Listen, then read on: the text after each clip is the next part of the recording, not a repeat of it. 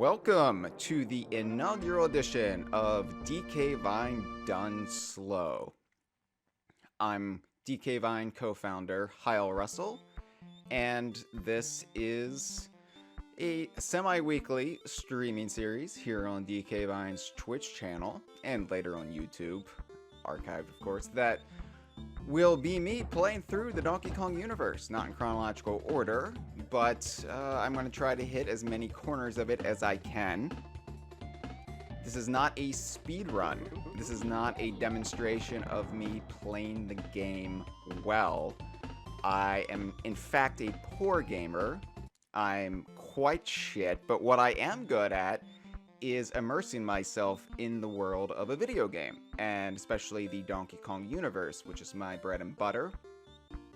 So yeah, this is going to be, as the name implies, a very long, tedious, navel-gazing sort of playthrough where I don't do things fast, and I'm gonna screw up, I'm gonna die a lot, and it's gonna be fun, but I'm also gonna be talking about the game. I'm gonna be celebrating different aspects of the game, pointing out lore tidbits, little in-universe things that I feel like are worth mentioning, as well as discussing some of the things from development and how things came to be. I'll talk about the history of the game, what the release of the game was like, my own personal anecdotes about the game. So it's basically just going to be me talking and somewhat moving the controllers. I guess I should do that.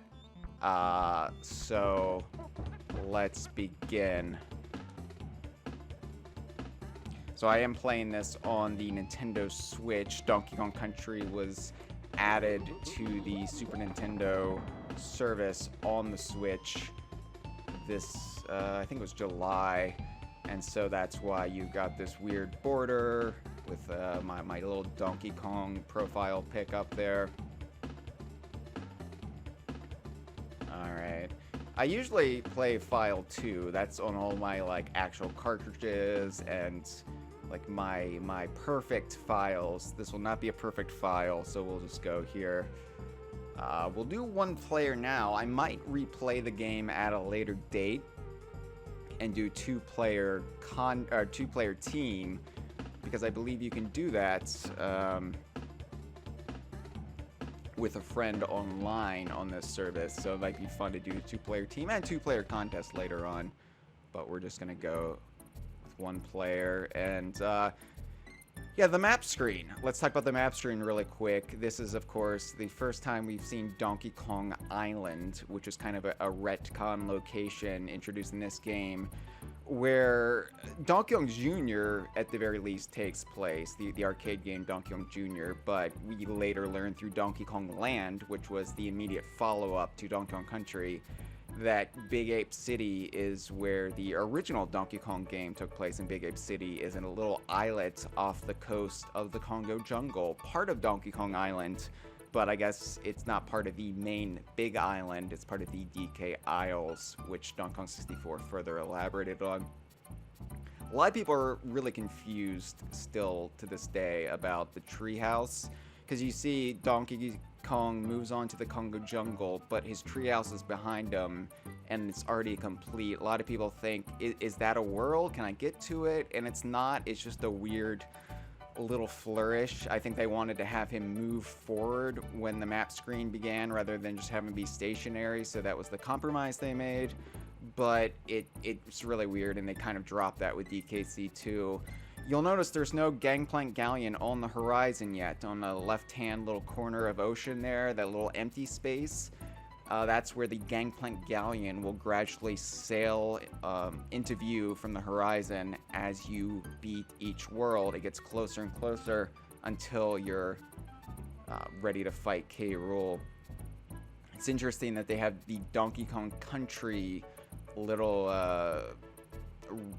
ribbon banner thing up there rather than Donkey Kong Island. I get it, and I get why, but it's just the game is Donkey Kong Country. Nobody really calls this Donkey Kong Country anyway.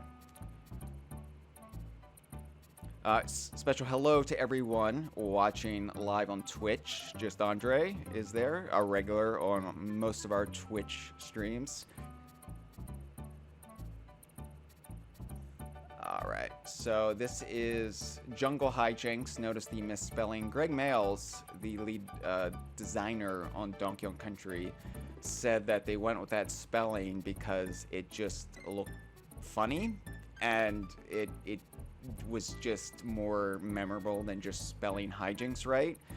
That hijinks misspelling will become a series staple going forward. It will appear again in the Retro series, in the Retro duology, the Donkey Kong Country Returns and Tropical Freeze, which are ostensibly Donkey Kong Country 4 and 5. But yeah, Jungle Hijinks, they reuse that name in Returns, and then Homecoming Hijinks, with Hijinks still spelled wrong, is the first level on the frozen Donkey Kong Island in Tropical Freeze.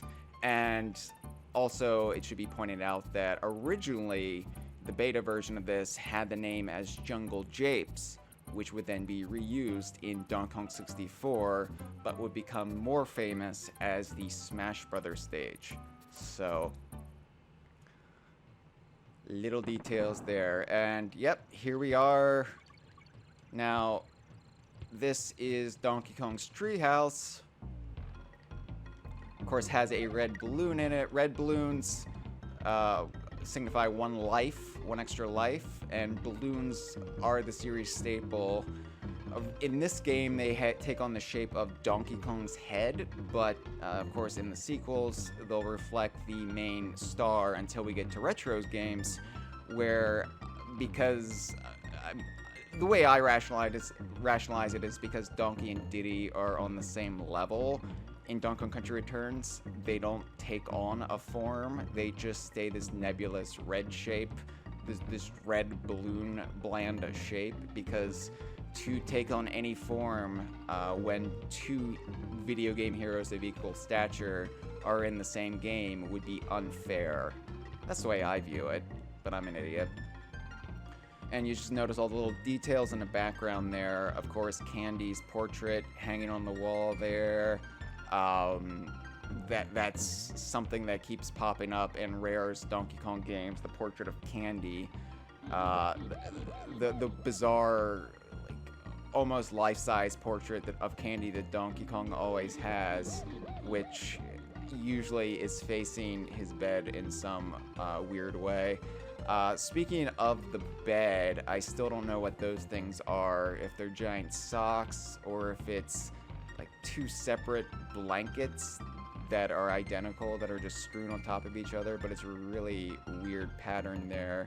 And you've got the flowers in a vase there, which I don't... I like that Donkey Kong likes to decorate his home. He has a little bit of a fancy streak in his otherwise dilapidated treehouse, with holes in the ceiling right there, which would be bad if you lived in a tropical jungle, considering the amount of rain that would pour directly on his bed.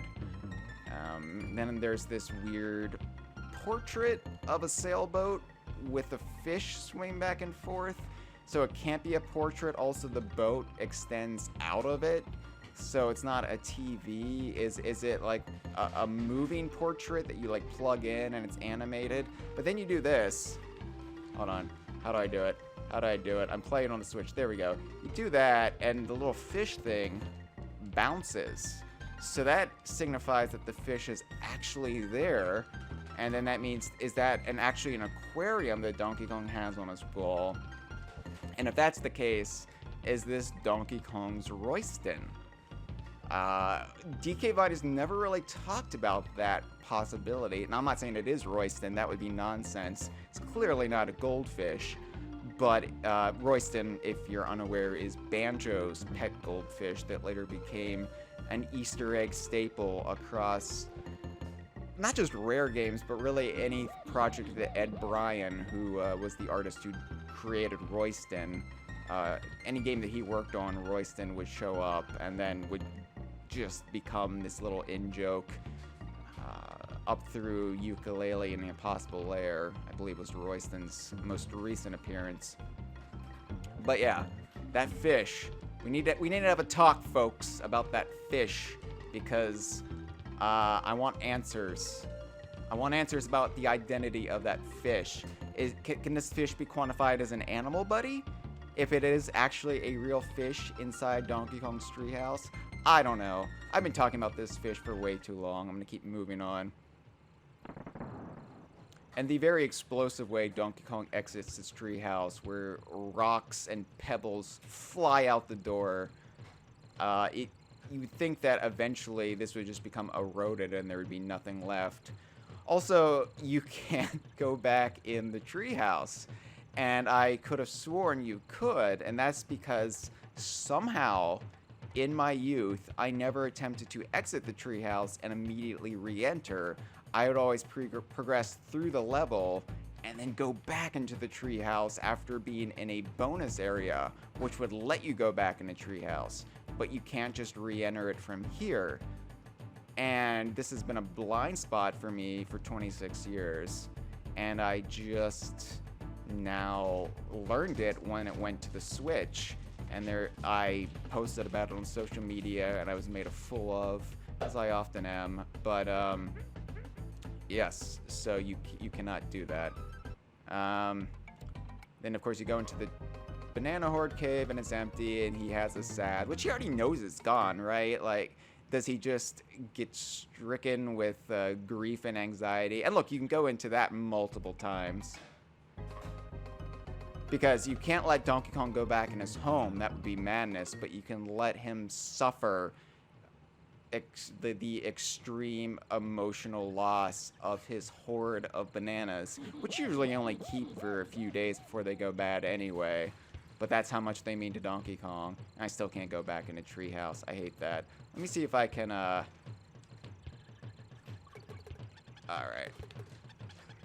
This is harder without Diddy, but not impossible.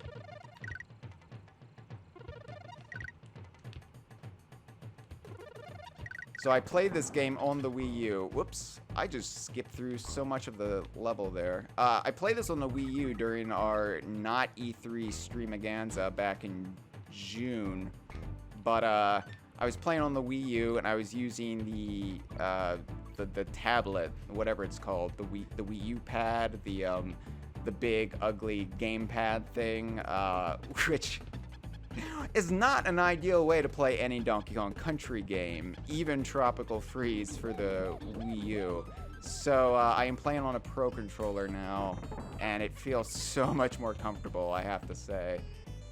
And there's Diddy, of course. Now, for those of you who are historically minded, of course, when Rare was breaking down what Donkey Kong Country would be, Diddy Kong was not always Diddy Kong. Diddy Kong was going to be a redesigned Donkey Kong Jr., and of course, that would mean that this Donkey Kong right here would just be Donkey Kong, the Donkey Kong from the arcade games. They also introduced a new character who was Grandpa Kong, which would be Donkey Kong's grandfather. And you can get bananas there. You can slap the ground, which is not a move that's used often. This is the equivalent to Donkey Kong's blow from Returns, in that it's kind of pointless, but you still need it to unearth a few things. But yeah, Diddy was going to be Donkey Kong Jr., and Rare reimagined him as a monkey, which is really weird considering, you know, Donkey Kong Jr. has always been portrayed as a gorilla, and also Donkey Kong's son, and now here's a monkey. Nintendo said, nuh-uh, you can't do that. We don't like it. So either revert to Donkey Kong Jr.'s original design or make this design a new character. And so they made this design a new character and introduced Diddy Kong, and then hit upon the idea of doing a generational shift to make Cranky Kong, well, to make Grandpa Kong the original Donkey Kong Sr. and rebrand him as Cranky Kong, and to make this Donkey Kong, it's nebulous, but I still maintain this Donkey Kong is the adult Donkey Kong Jr., even though I have accepted that Cranky is his grandfather. I've been tweeting about that since Donkey Kong Jr. was announced as a retro sprited character in Mario Kart Tour, and people have been talking about Donkey Kong Jr. again. Well, I think this is Donkey Kong Jr., and I think thematically this game doesn't work if it's not an adult Donkey Kong Jr., because this guy is established as being a video game hero who is training Diddy Kong. And if this is this dude's first game, he cannot be a video game hero. If he and Diddy Kong are on equal footing, if this is their first game out, then this whole premise, the whole idea behind the Donkey Kong Country trilogy, which is about generations of video game heroes and generational strife that comes from having, I guess Donkey Kong would be Gen X, and Diddy would be a millennial, and Cranky would be a boomer. So the strife of having them all coexisting for a common objective doesn't work if it's not Donkey Kong Jr., in my opinion. A lot of people are passionate about this, though, so I'm not gonna say one way or another, but it's Donkey Kong Jr. So I just got an espresso token, but here's Rambi. So yeah, it's interesting that espresso is alluded to before Rambi, but Rambi is the first to appear. And Rambi is the most iconic animal buddy. And partly because it's just a great idea to ride a rhino and be nearly invulnerable except from above or behind. It's a great idea, but also the reason Rambi is the most iconic animal buddy is that people who rented this game, who only played so far in the game, Rambi would have been the one they would have seen, for sure. So it sticks with people. It sticks with the general populace in a way that none of the other animal buddies really did, except for maybe in Guard. Let's go for Winky. Yeah, let's go for Winky. Even though I don't really like the Winky game that much. I don't really like any of these that much, but it is what it is. And he's so happy he got that golden token. You won't be happy, Donkey Kong. You won't be happy once you keep collecting 3 of those and they pull you out of action in the later stages. So here we go. It gets dark. A lot of people say this is the sun going down. I say it's a storm blowing in. The storm that is raging in the next level. But you can go back throughout this entire level and sort of ride around Rambi in the dark, and I love this because it does really like change the whole tone of Jungle Hijinks. I hate this Neki. I talked about it on our streamaganza. This Neki has always nailed me when I least suspected. I get cocky because you know Jungle Hijinks, but that Neki just really always hits me with one of his nuts. Let me see. All the items have respawned, and I think you can go back. No, you can't. What the hell? I swear you could go back in his treehouse before. I swear it. In my original 1.0 cartridge, you could at least go back in a treehouse at some points. I refuse to accept it. Maybe I have a magical cartridge. Every copy of Donkey Kong 64 is personalized. Alright, well.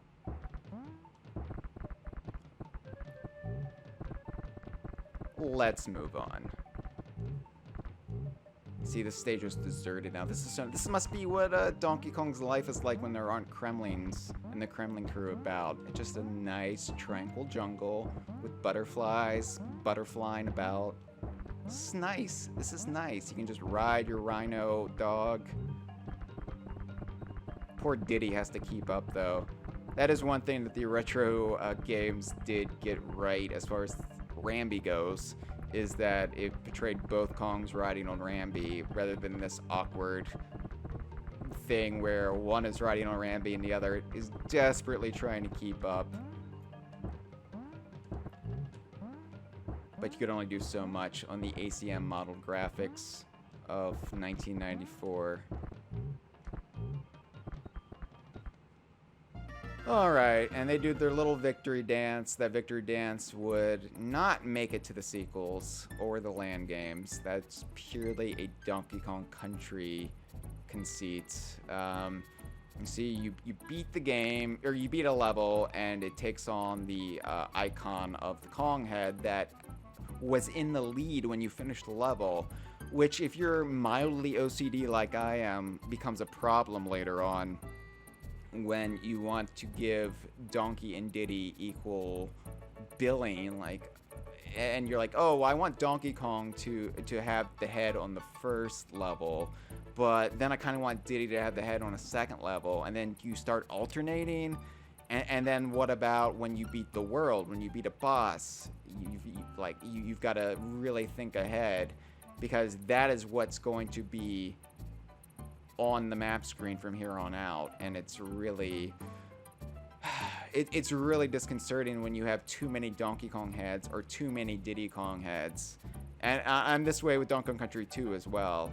Less so with Donkey Kong Country 3 because the colored flags are a little bit less imposing than these heads, but I digress.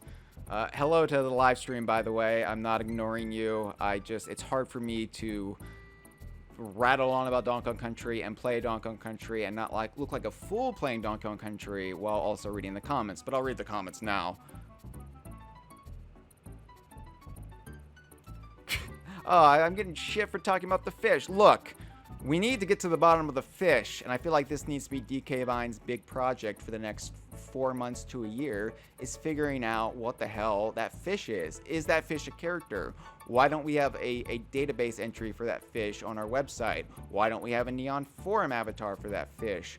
Is there a higher resolution model of that fish on a floppy disk somewhere in Twycross that we can look for? We need to storm the gates, Manor Park, and figure out what that fish is all about. Why isn't that fish a spirit in Super Smash Bros. Ultimate? Why isn't that fish a playable character in Super Smash Bros. Ultimate? I know we're trying to get Dixie Kong in the game next, but I really feel like that fish has to be just one rung below Dixie.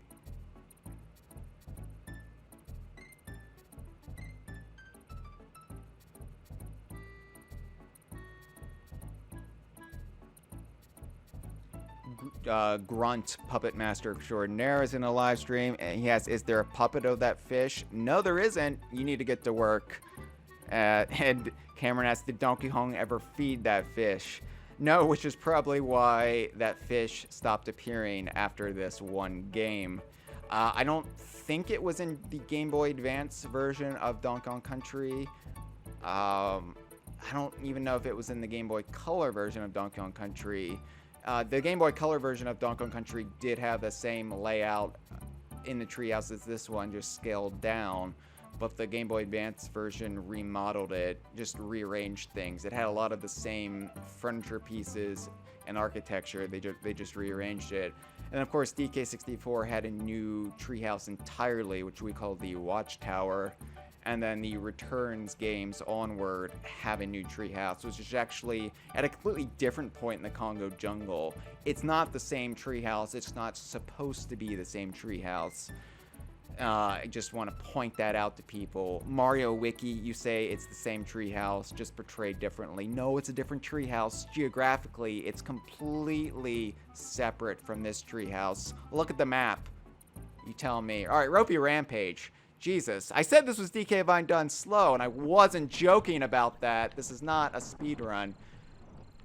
So there's nothing up on this cave, but these caves, these entrance and exit caves are good hiding spots later on for little secrets, and this is not something that would really carry forward in the series. Donkey Kong Country 2 had 1 or 2 instances where they have caves, mostly in, I think, Crocodile Cauldron.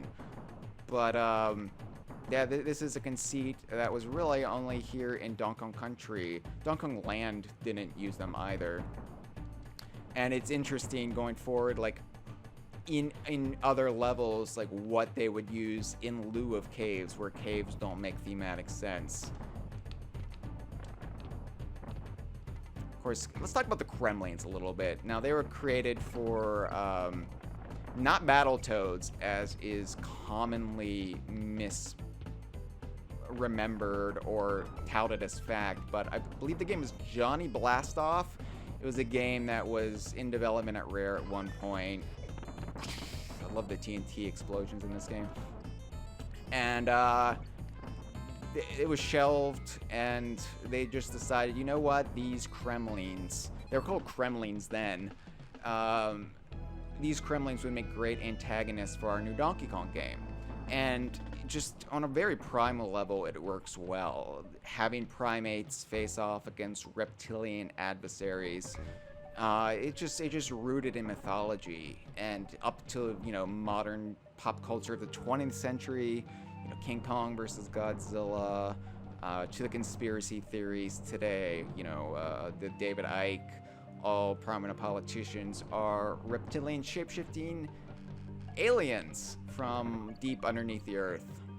So, Kremlins facing gorillas and monkeys, it's a great idea, and I think it's partially the reason why fans took to the Kremlins so hard. Donkey Kong fans took to the Kremlins so hard. And Nintendo's tried to replace the Kremlins with something they created in-house. Nintendo does own the rights to the Kremlins. They always have, always will. Rare has never owned any Kremlins except arguably like K-Lumsy. There were some weird rights for the DK64 original characters, but I always forget there's a weird bonus area around here, and I always forget where it is. The bonus areas in this game aren't as clearly defined sometimes as in Country 2 onward, and there's some really just shittily hidden ones that I think, come on. Alright, those armies. That I think really show, like, the mentality of the team who made this game. Like, oh, games are supposed to be hard. They're supposed to be cruel. And isn't it funny that people won't be able to find this bonus area? Yeah, I did miss it, didn't I? I'll have to come back. I'll have to do it again. This fucking zinger. Alright, anyway, so the Kremlins, though, they're just resonant. There's something about them that makes more sense than the Tiki Tak tribe, or the Snowmads, or Jungle Beats, baddies, the Kiss Kongs and their crew. The Kremlins just are cool designs, they're cool characters. You can do any number of things with the Kremlins, and they can come in any shape or size. They can be like more standard crocodiles. They can be humanoids. See, there's a bonus one, but I did miss the one earlier, so we'll have to do it again. And I just love the way Donkey Kong looks at his non-existent watch. He's such an idiot sometimes. And not the, like, the Donkey all confused way, but just like he's I think Donkey Kong works best when he's this laid back, not quite like surfer bum like Funky, but laid back 90s guy who has a little bit of a silly streak, but he gets aggressive when he or his family are threatened. There we go. So I will clear this as Diddy just to get his head on the map screen. Yes, it matters. But we gotta go back and do it again because I missed that fucking bonus area. And I feel ashamed that in the second level of the game, I missed the bonus area. I was too busy talking about Kremlins or whatever. It happens. It happens to the best of us. I don't want to get that Rambi statue yet. The token. Called it a statue. There it is. I remembered. It's interesting too. Before the bonus areas had any structure, you would just like go in, go about your business, and leave. Where, you know, Country 2 had find the token, destroy them all, collect the stars, and I think that is in some ways better because I think structure isn't bad, but I do kind of like just the weird lackadaisical nature of the bonus areas in this game sometimes. Even if they are pointless. Like, the bonus areas are pointless. Oh, I got a tire out of that. And that gets me into the trees. What's the point? I don't know. Is there something I can unearth here? Yeah, Winky token. Okay, that's 2 Winky tokens. We'll probably get to Winky's bonus area first. You know, the great thing about the Kremlins, too, it's the Kremlin crew. Not the Kremlins refer to the species. The Kremlin crew refers to the military outfit, K-Rool Strike Force. Alright. Donkey, take care of that. Oh, well, yeah, I could have done that. Okay. But, yeah, Kremlin crews encompass zingers, armies, naughties, really all of the animal wildlife. I need to visit Cranky as Donkey Kong. Yes, it matters. Shut up. Start select. Anyway, so yeah, the Kremlins are...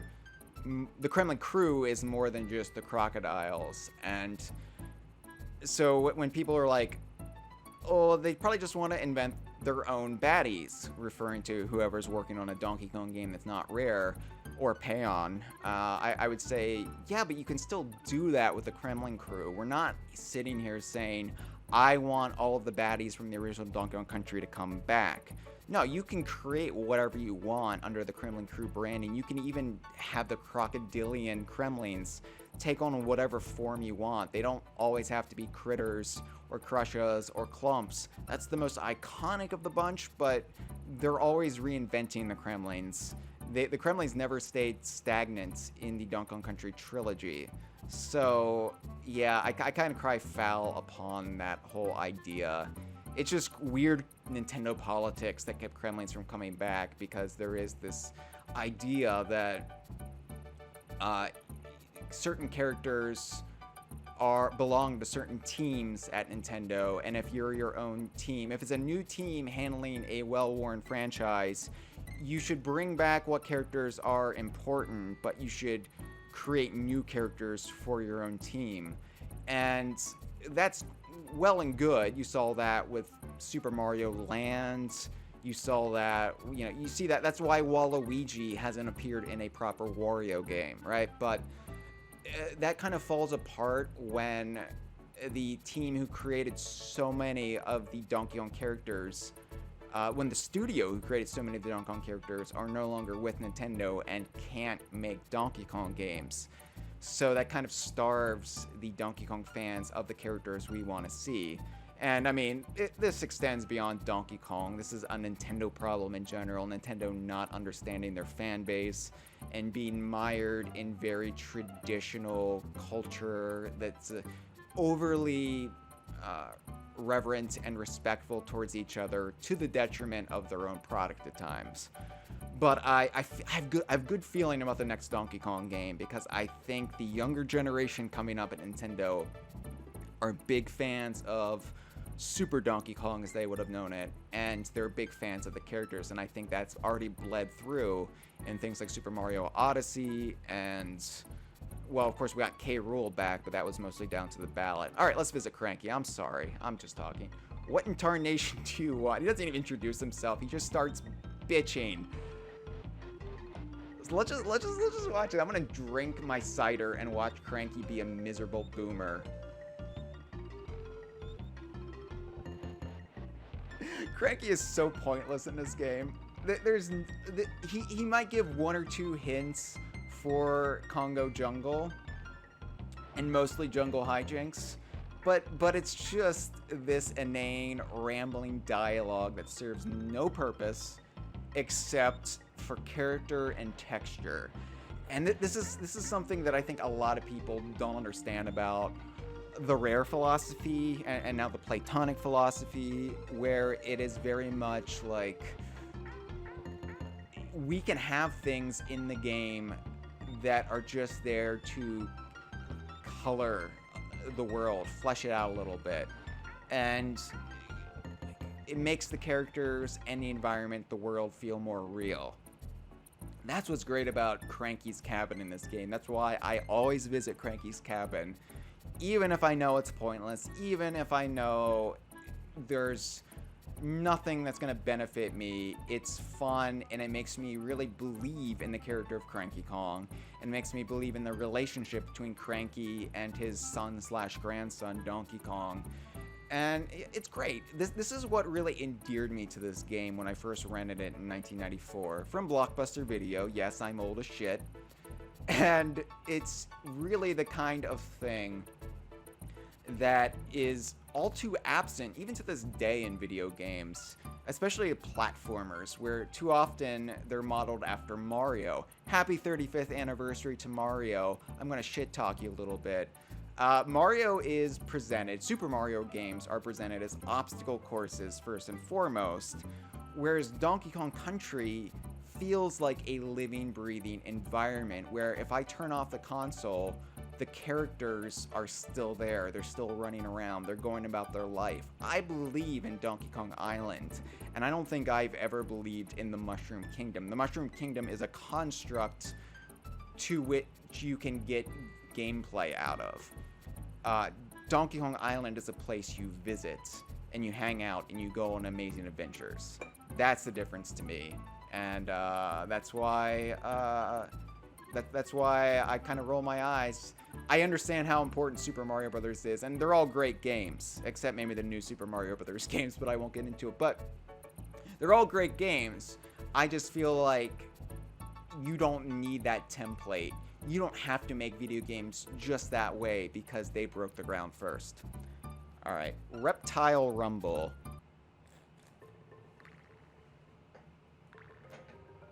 So this is the first of 70-some cave levels in this game.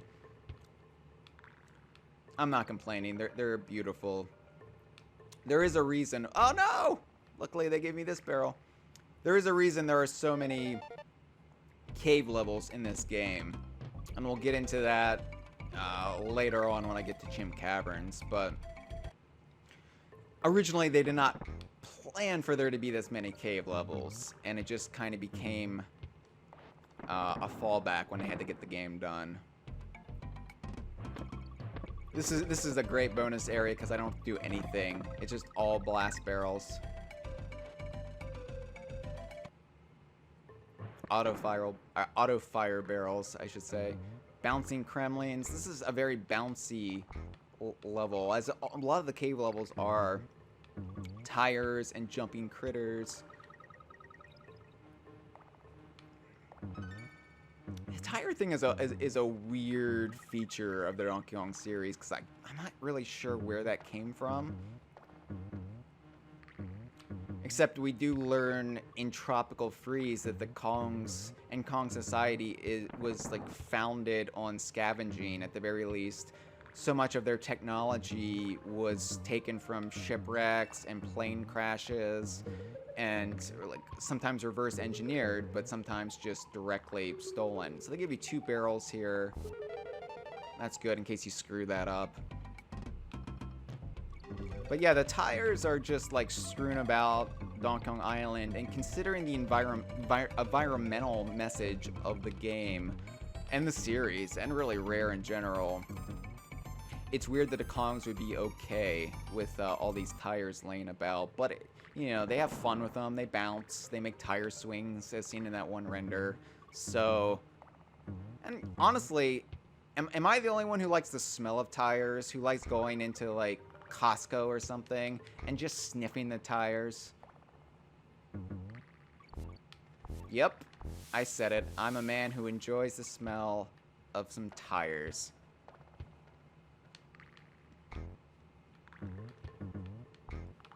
So the Kong letters in this game, I don't feel bad about missing them because they don't add to the percentage. They don't give you anything except an extra life. Kong letters would take on more importance in Donkey Kong Land because they would be the only way you could save your game. You get all the Kong letters and then you save the game. After a level, there's no candy save point, nothing. But then Kong letters wouldn't really become important again until Retro's games, when they're instrumental in unlocking the K temples. So this is Coral Capers, the famous water level. Of course, a lot of that is down to aquatic ambience, which was, I think, the point where people were first playing this game, where they realized, holy shit, this game has amazing music. Who did the music of this game? This is incredible. And, you know, David Wise usually gets credited solely for this music, and he did compose aquatic ambience, but it should be pointed out that Donkey Kong Country had 3 composers. One of them, Eveline Fisher, at the time, she would go on to do the music for Donkey Kong Country 3, and she would also do, I think, reinterpret the music for Conker's Pocket Tales from the 3rd musician of this game, from his songs for the N64 Conker, Robin Beanland. Robin Beanland only did the music of the character we're about to visit after this level. Oh, where did it go? It should not have disappeared. It always does. I don't know why I'm always surprised, but it's always discouraging. So this is Engard, of course. Engard is the 2nd most well-known animal buddy, partially because he's just underwater Rambi, and partially because he's probably the animal buddy the most amount of people saw after Rambi. For those who just rented the game or just saw their children or grandchildren playing the game. And this is the hard light hologram of Engard, caused when you open up 2 animal crates in proximity to each other. This little bit of weirdness would be ironed out in later Donkey Kong Country games, where when you try to open a 2nd animal crate, nothing would happen. There'd be like sparks or a little poof, and no 2nd personification of the animal buddy would appear. But I could dismount Engard and jump on that Engard's body, and it would be fun. There's also a glitch you can pull off where I think Engard looks like a blue ditty or something. It's weird. I don't know.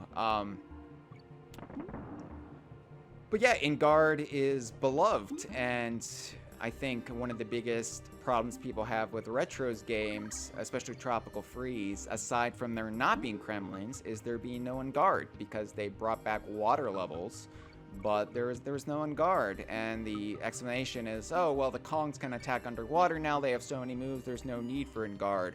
Well, then there's no need for Rambi either, because the Kongs can attack out of the water too. And what Engard gives you is not only an extra hit, but just the ability to kind of bulldoze underwater enemies like this. That's Clambo, High Clambo, Croctopus, of course, which the name Croctopus implies to me that they have crocodilian like blood or DNA in them, that they're like not Kremlins, but all of the Kremlin crew were evolved from the Kremlin source underneath Crocodile Isle, which we learned about Donkey Kong Country 2, which is how the Kremlins evolved from crocodiles into crocodilian humans. Alright, and you notice two things about Coral Capers before we move on. Coral Capers has no bonus areas, and that's because none of the underwater levels in this or Donkey Kong Land have any bonus areas. So, like, they didn't think through how to add bonus areas to them until Donkey Kong Country 2, where you could, get in and out of the water, and you had Engard's supercharge move to break open walls. Also, though, there's some debate about if Coral Capers is a lake or part of the ocean, and it's delightfully vague here. It could be one or the other, but so many of the underwater levels in Donkey Kong Country, you think they're in the ocean, right? Because there's coral reefs, and there's all these saltwater baddies, and Engard would be a saltwater fish, but so many of them are actually lakes. They have to be lakes. In Gorilla Glacier, it has to be a lake. In Krem Croc, has to be a lake. So then that opens up the idea that they're all saltwater lakes, which kind of becomes pervasive throughout the series because you have all these tropical fish and underwater dwellers. But even in Donkey Kong Country 3, which takes place entirely in this lake country, this like temperate area that has no ocean involved whatsoever, but it still feels very much like you're underneath the ocean. Anyway, there is one indisputable ocean-based level in this game, and that's Clam City in Vine Valley. But we'll get to that later. So Funky's Flights, this is Funky. Whoa, dudes, my name's... See, he actually introduces himself, unlike Cranky. My bodacious jumbo barrel can launch you at any point in the island. Most unfortunately, it can only send you to a place you've already been to, which is a complete and total bummer, let me tell you. So, yeah, this music is Funky's Fugue by Robin Beanland, originally composed for a Killer Instinct sizzle reel, but they realized, hey, that works perfectly for our, I was going to say throwback to early 90s surfing culture, because by this time in the Americas, this was a throwback. Like, by 1994, we were, like, full-on grunge, and the whole kind of early 90s day-glow culture, which was kind of an extension of the late 80s, that had kind of like fizzled out. But I believe looking into it, surf culture, like California surf culture, didn't really hit the UK until a little bit later. So Funky would have been more contemporary when Donkey Kong Country was in development, at least to my understanding. But I can only speak as someone who was an ignorant American when this game came out, and still am an ignorant American. But yeah, I like to return Funky's jumbo barrel. It just seems polite, you know. I didn't really need to rent it then because I can't go anywhere because I haven't even beaten the first world yet. But let's go back. I want to see him hit on Candy Kong to her boyfriend's face. That's always an important part of Donkey Kong Country, the experience of playing it. No, no, no, I want you to hit on Candy Kong. There we go. So this creates something that has actually become soft canon in the series, where Funky has a thing for Candy, and arguably Candy has a thing for Funky. And to the point now where I'm shipping them, I want them to have an affair. Like, I don't give a damn about Donkey Kong's happiness. I think Funky and Candy are perfect for each other. And I feel like Donkey Kong, it's been like 26 years and he hasn't like made a move as far as like proposing to her, or like they're as far as I know, they're still living apart. They might have broken up at this point. We need to get Candy back in the game to find out, but I would like her and Funky to hook up because they just seem like a better pairing, you know? I think Donkey is like what people thought of as George Clooney before he got married. It was just this perpetual bachelor. I feel like that's Donkey Kong. So Barrel Cannon Canyon, this is,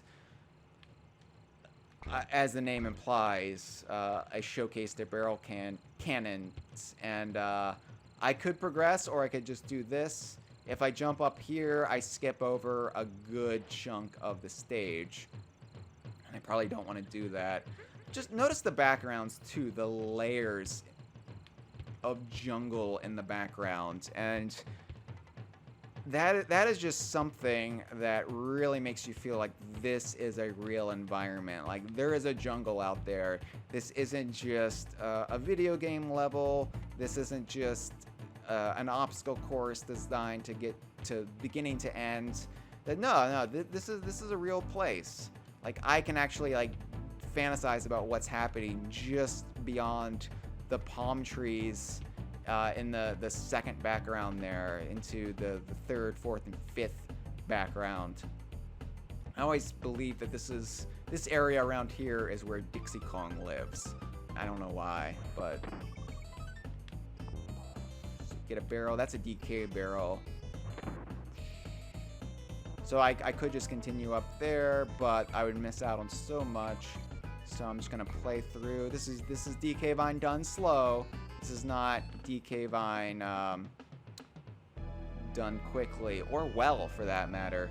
So that's a Winky token. Now this, when Cranky talks about getting Winky in Barrel Cannon Canyon, which is one of his oft-repeated pieces of advice, this is what he's referring to. He's not referring to Winky, the animal buddy.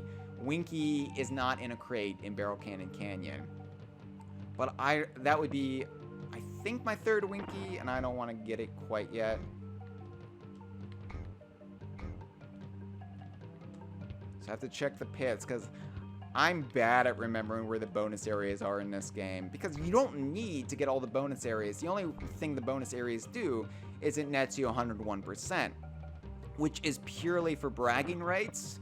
There are no additional worlds or levels or really much of an alternate ending to be gleaned from getting 101%.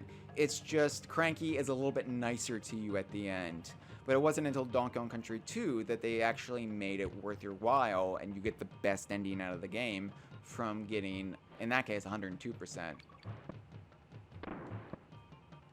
This is kind of a baby barrel cannon level, because it's very, very laid back compared to later ones. It does bug me, though, that Tropical Freeze, as much as I love Tropical Freeze, it sounds like I'm shitting on Tropical Freeze. I'm not. But Tropical Freeze has a level called Cannon Canyon. And I'm like, yo, you can't do that. You can't do that. You can't just lop off one word in a Donkey Kong Country level and rebrand it. That doesn't work like that. Although I guess it's better than calling a level Bramble Scramble when it failed to live up to that legacy. There's no clue here. There's nothing to say this would work. You just have to luck into it. If you're playing without a guide, later games would like be nice enough to put a banana there or something to signify that you could break through. But that's just pure dumb luck. Oh, doesn't matter. I got what I came for. And yeah, this game is bad about that in some areas where it's just the kind of like the famous quill in Ukulele, where they're just hiding it to be dicks. It's a lot of that in this game. I know Kev Bayless is a big proponent of that style of, I guess, cruel game design, but it's really fallen out of favor in the 26 years since Donkey Kong Country. And I mean, I get it. I get that, you know, if you grow up with games being absurdly difficult, then, you know, you want to see more of that. And I do think games can be too easy nowadays. I don't want to get in full cranky here, but I think there's a middle line to be walked, and I think Retro's Donkey Kong games actually do a very great job of walking that middle line, as did the sequels to this, 2 and 3. Zingers. I should talk about Zingers, shouldn't I? So Zingers are, I think, the most iconic baddie in this game, outside of these... Ah, what the fuck? I died. First death, everyone. You can mark it down on your calendars. First death of DK Vine done slow happens at 11:57 a.m. Eastern Time on September 5th, 2020. No, Zingers, though, they are the most iconic baddie outside of... Oh, yeah, they explode if you put them down. I already got that bonus, though. That's fine. I forgot they, like, have an automatic detonation when you put them down. Sort of similar to the gunpowder in Sea of Thieves. By the way, check out DK Vine's Stream of Thieves. It'll be Sunday at 11 a.m. Eastern, 8 a.m. Pacific, 4 p.m. British Summertime. We play Sea of Thieves nearly every week and go on amazing voyages in the shared rare universe that we love so much. But Zingers are probably iconic because they are terrifying bees, for one, but also they reappeared... Ah! Did it. Okay. They reappeared in Donkey Kong Land, and Donkey Kong Country 2 really elevated them. We visited their hives, and they were just such a prevalent part of that game that I feel like zingers, people wanted zingers back as well as the Kremlins. Like, I just said you can make the Kremlin crew whatever you want it to be, but I feel like people will be upset if zingers don't come back. That being said, I'd be perfectly fine if buzzes came back from Donkey Kong Country 3, because buzzes are weird. There's weird Mark Stevenson designs from DKC 3 that are bizarre and off-putting, but I love them all the same. I've really screwed up the head game. Look at this. Donkey Kong. Donkey Kong. Donkey Kong. And it's interesting, Reptile Rumble 2 does this thing where it's split across the 2 screens. Look at that. Reptile Rumble. Reptile Rumble. What? Reptile, yeah. Each map screen in each world being 2 screens is not a convention that would stay with the series. Donkey Kong Land did it, and Donkey Kong Country 2 would scroll the map, so you wouldn't have this weird thing of that happening. But look, Diddy only has 1 head, and that's a shame. That is a shame. So let's visit Candy, the somewhat, not even problematic. Candy's not really even problematic. Candy is just, she's a voluptuous, thin gorilla, and that's weird. But she's a piss take too, so you know, she is what she is. There's all this talk about, you know, could you bring Candy back? Could you make her a more viable character than here being like the pinup girl? Like it's for a laugh here, but I will admit, as far as like the 5 Kongs in this game, she is the least, or she's the most lesser of the 5 Kongs. There's not much here. Where Funky, you could really go places with that character. Cranky, of course, you could. They have tried. They brought Candy back, and they decided to make like, because you don't even know what Candy does, right? Like, Funky, he runs an airplane, and we learn, like, later on that he started his business empire renting fishing boats. And from there, he built an airplane, and then an airline, and then expanded and had more boat rentals, and really got into developing technology. And then he became the Q to Donkey Kong's James Bond, right? Candy, though, like, she runs a save point. And what the fuck is a save point? Like, out of the context of a video game, a save point means nothing. So, like, remakes and Donkey Kong 64 did a good job of establishing that Candy is into dance and music, and she runs a music shop, and she gives dance instructions. So at least fleshed out Candy's character a little bit. Like, what does Candy do when she's not running a goddamn save point?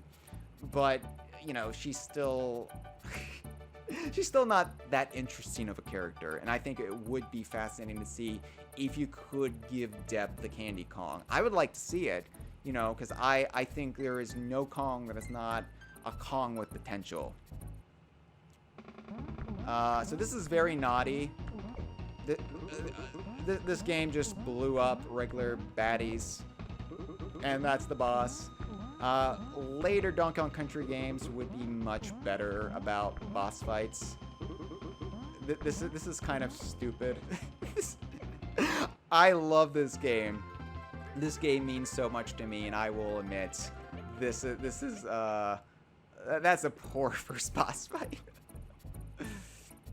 It does bug me that the Congo Jungle does not have an exclamation mark next to it on the map screen. None of these will if you get all the bonuses in the world, in every level of every world. They will rectify that in Donkey Kong Country 2. You see the Gangplank Galleon. He first appears in the distance as a tiny little ship.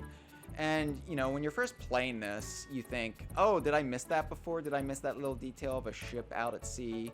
That's cool. I must have missed it, right? And it might dawn on you as you keep playing that it's getting closer with each world. But so many people miss that to this day. Alright. I'm just saving my game. Because, yeah, this is what you had to do. There's no automatic saving. And granted, yes, I'm playing on a Switch. I can create save states. But you know what? I'm gonna do this right, damn it. I'm gonna do it right! Look at that, 14%, 32 minutes. I am making some speedrunners cry today. Alright. I like that Funky always says to buckle up, too. That's very responsible of him. So Monkey Mines is the second world.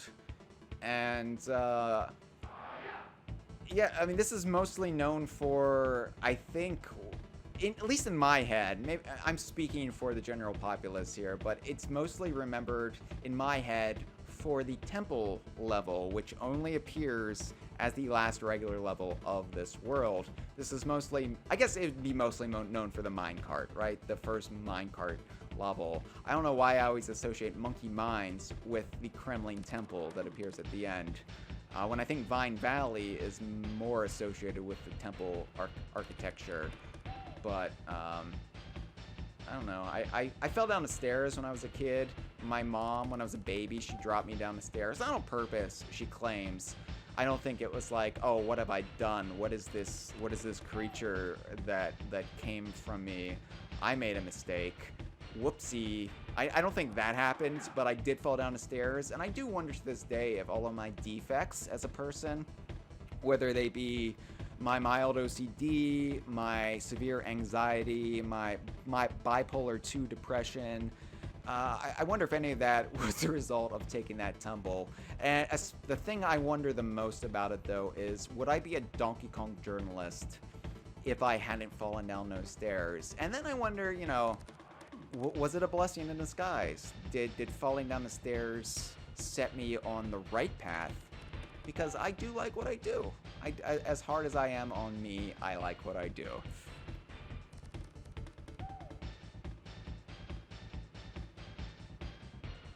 Alright, anyway, I see people are still complaining about the hard light hologram theory.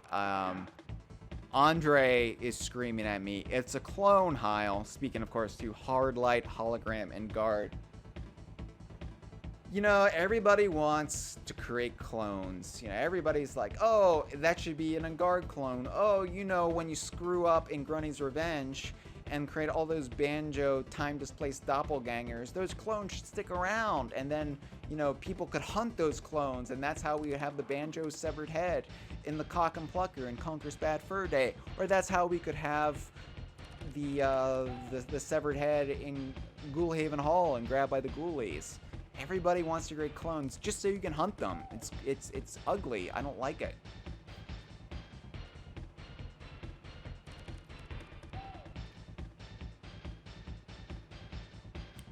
So I take you too literally, Andre. I don't. Saying I need to create a separate character page for that swordfish. No, I will argue there's 2 purple parrots. But I will never get on board with the 2 Engard theory.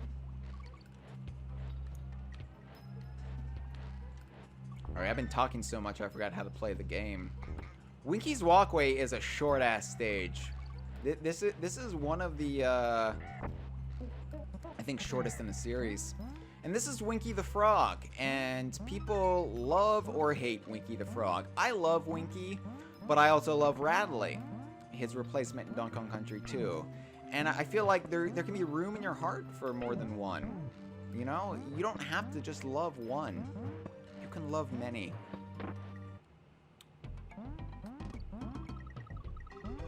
Winky is, I believe, named after Steve Mails. His nickname is Winky.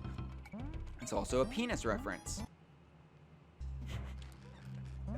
Winky is great because he's a giant jungle frog, which appeals to kids so much. Like, when I was a kid, anybody I talked to who got this far in Donkey Kong Country, far being the, that's always the 3rd espresso token you collect, usually. So let's talk about espresso really quick. This is espresso. Espresso and Winky are kind of a pair, aren't they?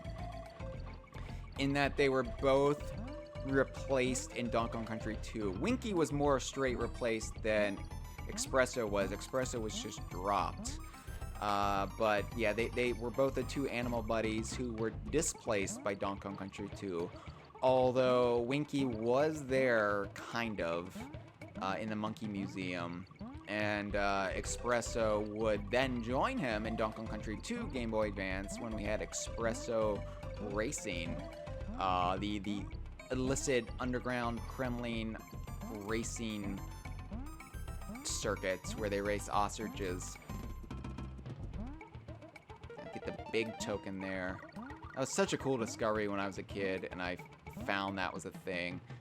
It actually added a relevance to these little bonus games. Like, oh, I have an objective. I've got to collect tokens and then figure out when the right time to get the double amplifier token is. Because you don't want to run out of time, but you also want to get enough tokens where it's worth your while. And then that does pad your lives out nicely. These drums, these oil drums that spit out baddies, they're directly inspired by the Donkey Kong Country arcade game. I love this. I love that you can just do this. I could sit here all day and watch this. Should I sit here all day and watch this? That's a question. No, look at that. Look at this. Is fun. I'm having fun. I like to imagine Donkey and Diddy to this day. They get Winky and they head to Monkey Mines and they find an abandoned oil drum that used to spit out naughties, and they're like, "Hey Winky, do you want to bounce? Let's bounce. Hey Donkey, it's Diddy. I'm thinking about getting Winky and bouncing today on the oil drum." And he's like, "Hell yeah, I'll be there." And this is what they do. And then meanwhile, you know, Funky is fucking Candy, and vice versa.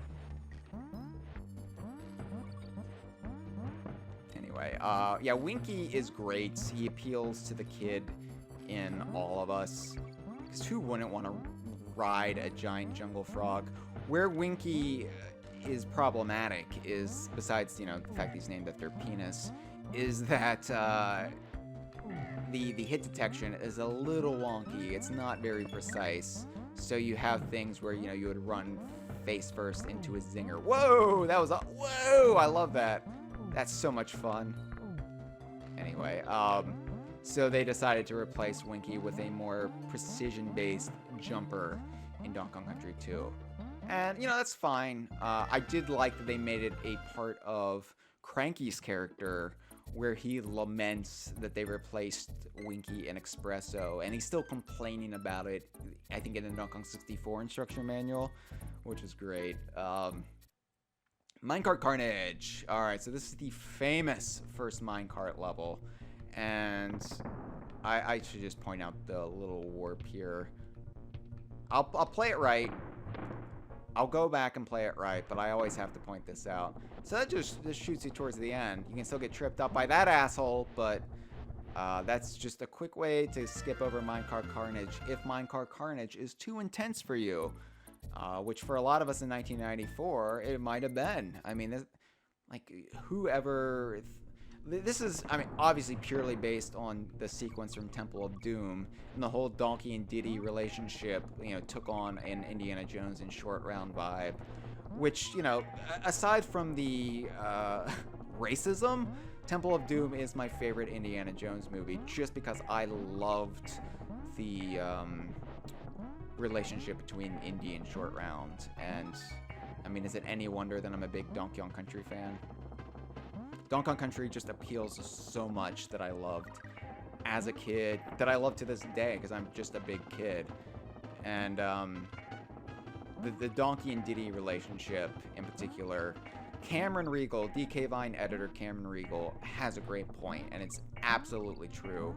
It's that, you know, Donkey Kong, because Donkey Kong Sr., Cranky Kong, was the villain in the original arcade game, there is this tendency to want to portray Donkey Kong as a villain at times.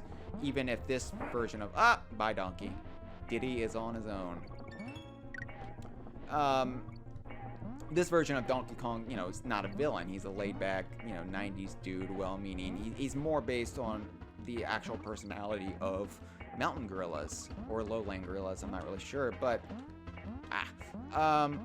whee! Alright, now I think it's just the asshole at the end, the asshole crash. Yeah. So, Anyway, Cameron says that, a lot of times Nintendo will try to portray... Wait! Oh, I already beat my card Carnage as Donkey. That's why the head is Donkey Kong. But, Nintendo will try to portray Donkey Kong, even the modern Donkey Kong, in the context of the arcade Donkey Kong. Quote-unquote maiden abducting gorilla chucking barrels at plumbers. But you never see that. You never see that aspect brought out from Donkey Kong when he's paired with Diddy.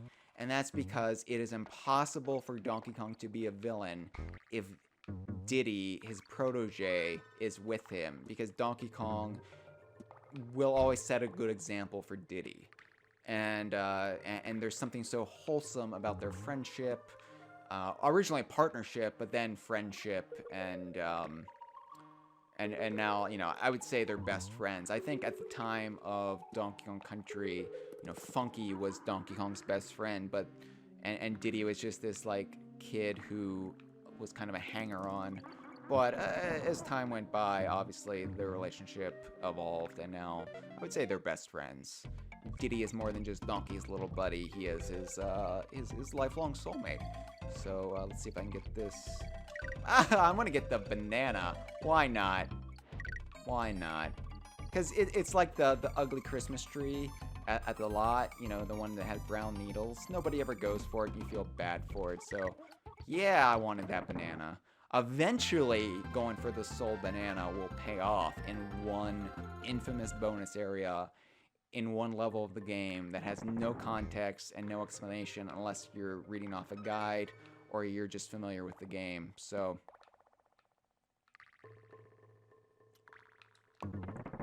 this is a bit darker of a cavern stage than we saw in the Congo Jungle and Reptile Rumble.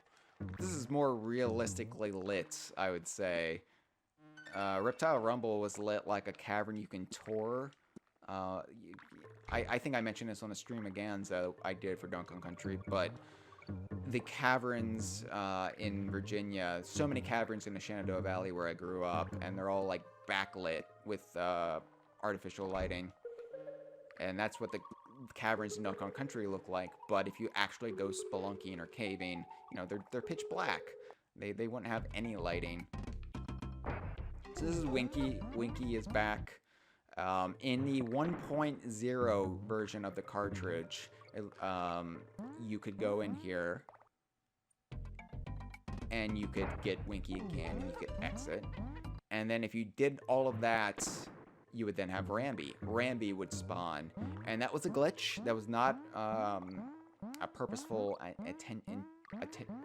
intention by the developers, but I loved it because I thought Rambi controlled better in this level than Winky. Winky is too loosey-goosey. He's too janky in his controllers, where Rambi could just barrel through all the zingers and all the bouncing baddies. I love Winky. Again, I love Winky, but I will admit to Winky's faults. We have to admit, the flaws of even the things we love. And I love Winky. I want to see Winky come back, but I also want to see Radley come back. I just want there to be enough Donkey Kong games where everybody can have a turn. All these characters that I love. And I don't want it to be this thing where, we only get 1 or 2 Donkey Kong games a decade, and only 4 characters came back. I want to get away from that world, and I think we are, but... So, that tire would be relevant if I didn't have Winky, but I think, yeah. Blah! There we go. Sometimes they make it so you have to have the animal buddy to get into a bonus, especially in DKC 2. Sometimes they throw you a solid, well, if you don't have Winky, we want to give you a chance to get in there anyway. It's a little bit harder, but here you go. I do love the purple background there. This game is beautiful to this day. I know it looks less impressive, especially in HD and not on original, Super Nintendo and, whatever. But I think it looks gorgeous to this day. It has this charm to it, especially the environments. The fact that the environments are so... There, Diddy finally got a second head. The fact that the environments are so realistic. They're of our world, only a little bit exaggerated. It's nature high on cocaine, essentially.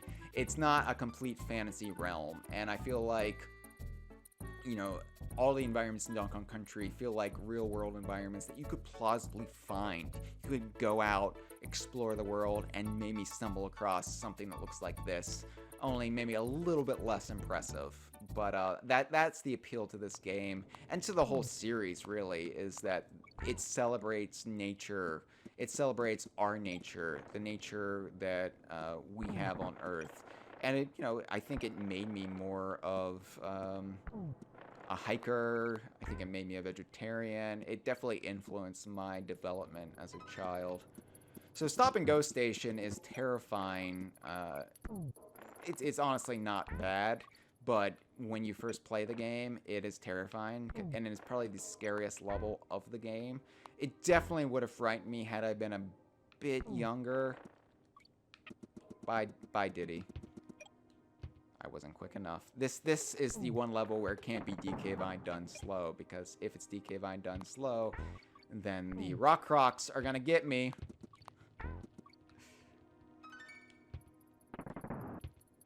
Alright, so obviously a bonus area is coming up. It's down here. Yep. But, no, this is... There's far scarier things in games. Just sailing alone in Sea of Thieves, I think, is scarier than Stop and Go Station. But, you know, it is imposing. It is intimidating, especially if you haven't played through it as much as I have.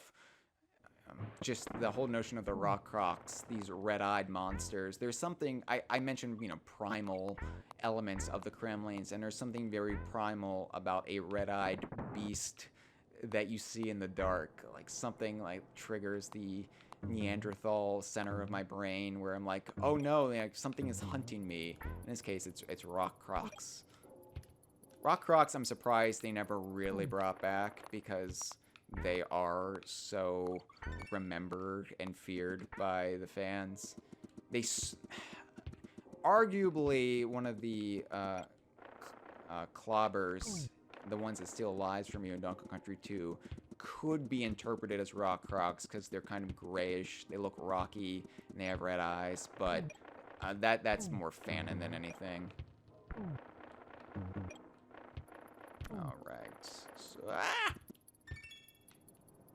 Here, Diddy. You need another head on the board. I didn't get all the bonuses. I have to go back and Stop and Go Station. Oh, come on. Well, I'll save a candy.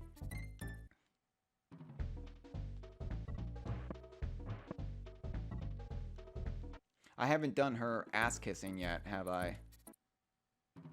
Always got to do an ass kiss from Candy. There we go. Oh! And she kissed Diddy's butt too, which makes it really weird because he's a child here. Alright. Back in Stop and Go Station. What did I miss? What did I miss? Probably a blast barrel? A barrel cannon? Is it down there? Is it down there? I have to say I love playing this on the Pro Controller. I imagine I can see the rim of the barrel if I look hard enough, but Donkey Kong Country is sometimes not fair with the placement of their bonuses.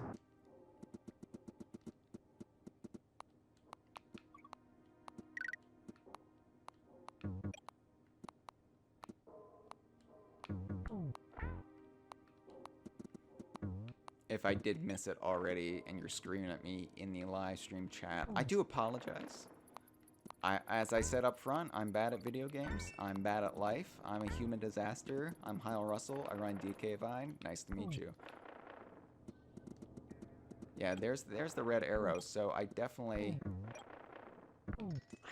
just overlooked it. Ah!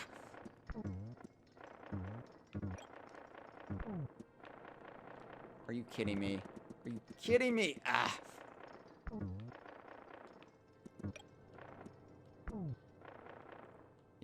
Yeah, so I missed it twice. twice in two goes. So yikes. All right, so it's definitely in one of those pits. God, I don't even want to think what it's going to be like when I get to Orangutan Gang.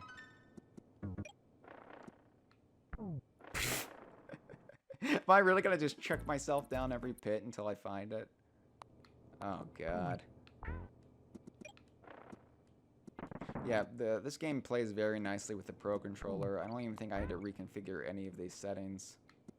This just feels very intuitive. Like, just as good as playing on the Super Nintendo, which is staggering to me. Yep, so this is Hyle chucks himself down a pit. Thanks for watching, everyone. This is a weekly or regular stream now from DK Vine, where I chuck myself down pits. And, you know, it's not just going to be in video games. I'm going to, like, go drive out to the Grand Canyon, throw myself in. There's lots of environments I can throw myself. Maybe I should start smaller than that. Alright, what am I missing? What am I missing? I refuse to look up where the second bonus is. And I know as soon as I will find it, as soon as I remember, it's going to be like, I can't believe I forgot where that was.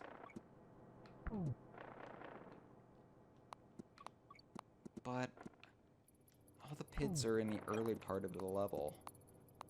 I definitely don't think it's after the second bonus. Wah! I waited too long. Oh god, oh god, oh god, oh god, oh god, oh god. Okay.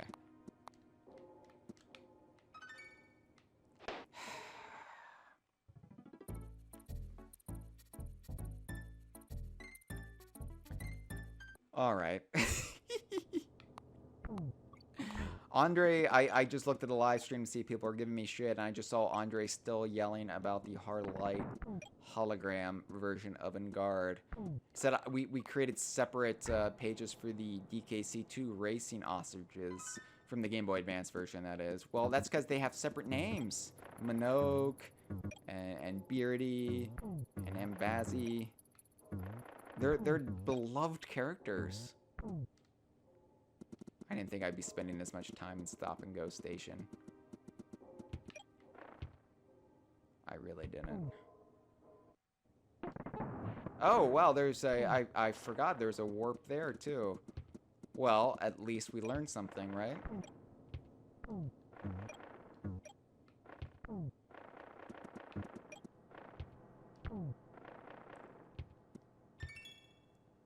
Alright, I will be back. I will be back. For the interest of the stream, I will keep moving.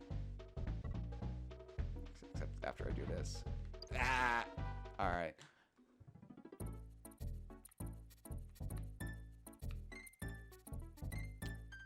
So, and there's Funky. Funky, it's not often where you get both the chance to jet back to an earlier world and save your game in the current world right after each other, but there you go. And Millstone Mayhem. This is the temple level that I was talking about. That always sticks out in my mind as defining Monkey Mines, even if, you know, it's the mine carts that define it. Hey, I found a bonus area here. Fuck you, Stop and Go Station. So you never know what you're gonna get in those style of bonus areas. So it's always just a crapshoot. So these are wow, 3 Crushas all together. Look at that. Oh, they just vanished. Where did they go in here? Are they all hiding in here? Are they like rubbing each other's pecs? Are they like oiling each other up?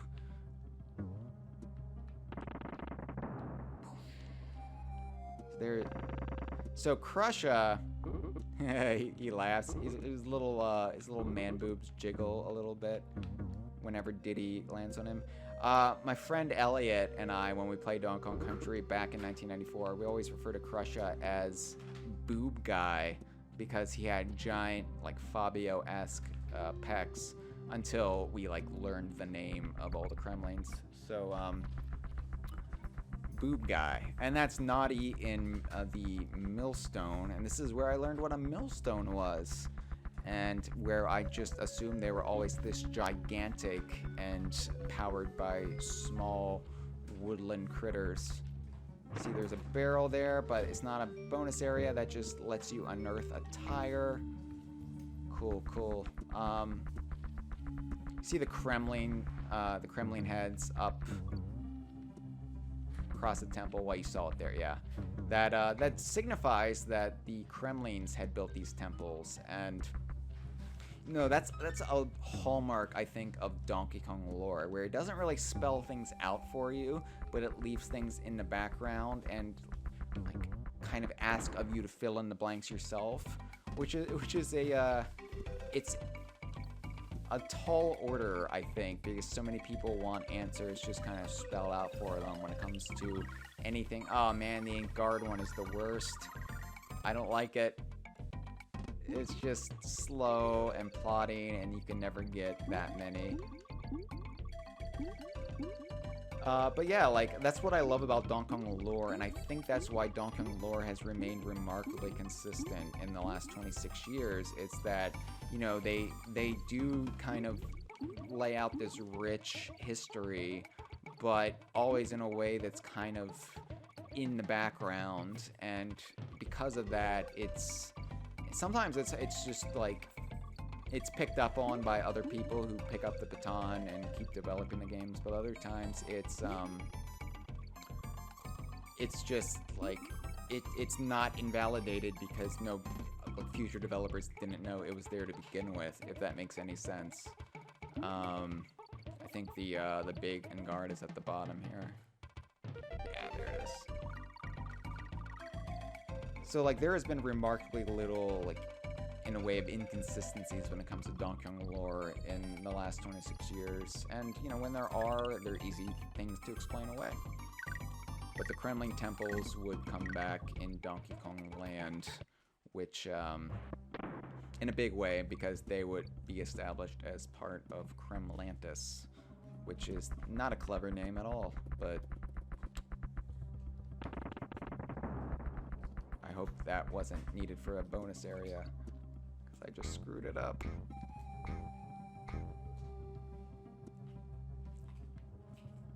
See, now I'm paranoid after Stop and Go Station.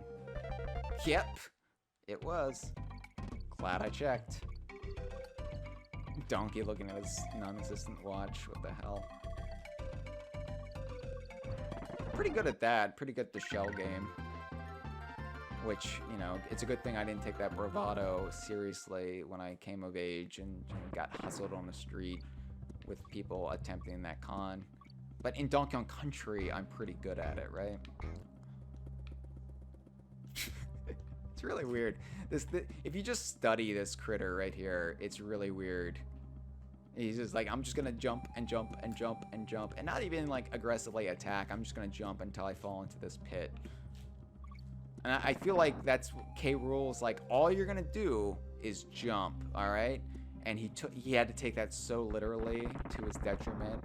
We're like, really, like, if any of these critters had a gun and just shot at the Kongs, then that would be it. That would be the end of the adventure. And this is why K. Rool is a poor strategist, a poor military commander. So this is unique in that there's an upper level here, and a screen actually shifts just for this area here. And Winky's hiding up here, and Winky sucks in this level, because you've got these little tight confined spaces, you've got these giant millstones that, and yeah, there's a Necky up high, and you're like, oh, there's the snakes in the pits. This is I hate this sequence here because I can never get Winky through here without losing him. Oh, okay, let's see if I can do this. Ah, nope. Not, yeah, always happens, and now Winky went down the hole. My Winky went down the hole, everyone. Oh, come on. This is great. Bah. And then just to add insult to injury, because most people, I would wager, lose Winky by now. Just to add insult to injury, they're gonna put those bananas there to say, oh, what, you don't have Winky still? Oh, that's a shame. And then my pride gets the best of me, and I try to roll jump into the bananas, and the zinger gets me, and then I die, and then we're back again.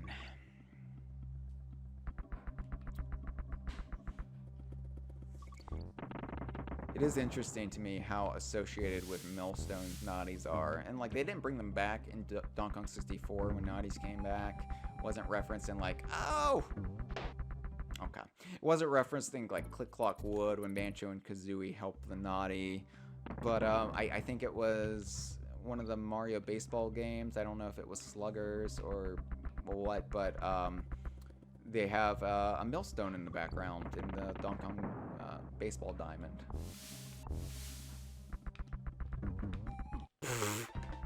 All right, I'm going through a thing now, aren't I?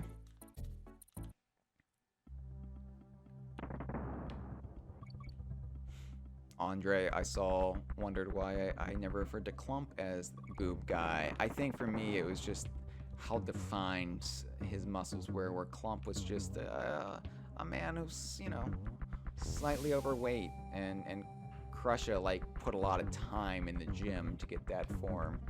And so I felt like, you know, you had to, like, call it out and be like, respect to his man boobs. Alright. So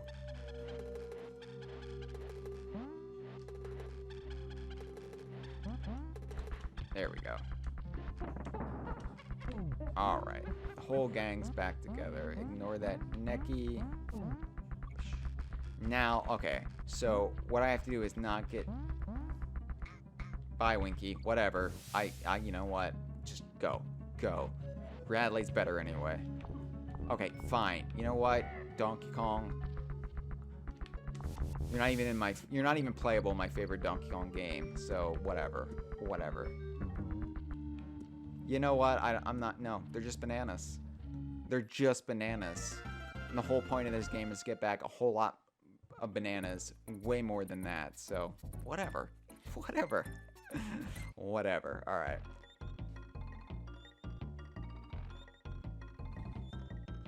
So let's read some Cranky dialogue. Now, it's funny to me that Cranky will still beat Diddy Kong, but Diddy will not react. He will not be animated in the same way that Donkey Kong is, where Donkey Kong like bends over and holds his head in pain, where Diddy just stands there and he still goes, ow, ow. But, you know, I don't think he wants to show any weakness in front of Cranky, so it's still obviously hurting him getting beaten with a cane, but he's gonna just tough it out.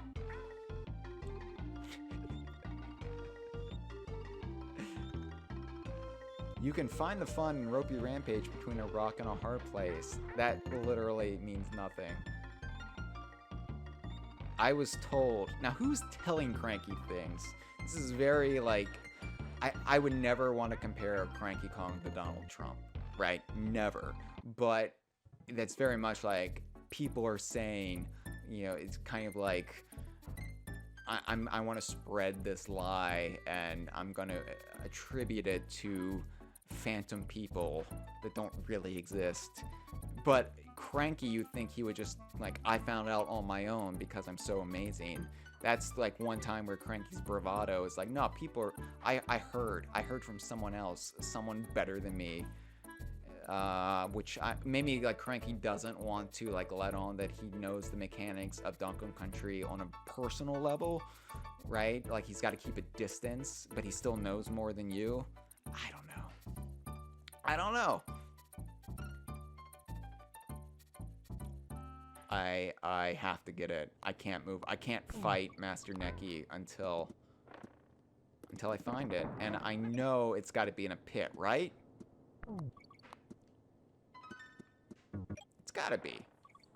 Could it be in that pit? Now I'm in trouble. Or could it be in that pit? Which pit is it in?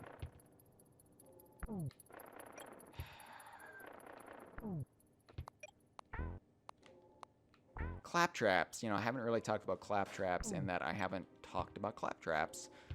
I said, you know, Kremlins could be crocodilian, like more just straight up crocodiles, and that's basically what claptraps are. Although they're sometimes portrayed as, there is an espresso token up there. Okay.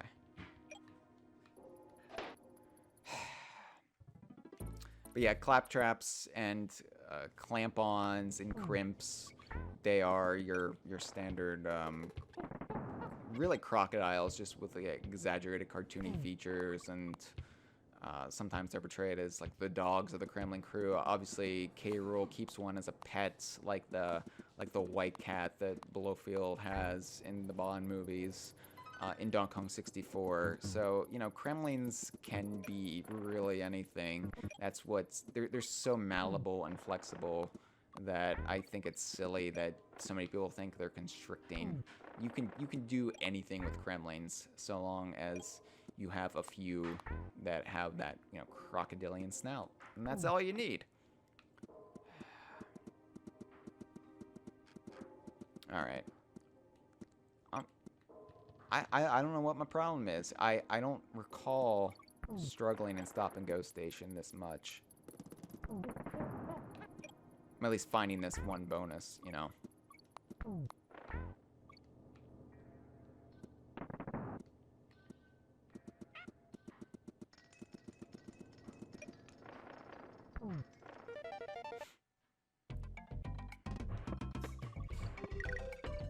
Out of all the levels I thought I'd be hung up on, I didn't expect it to be Stop and Go Station.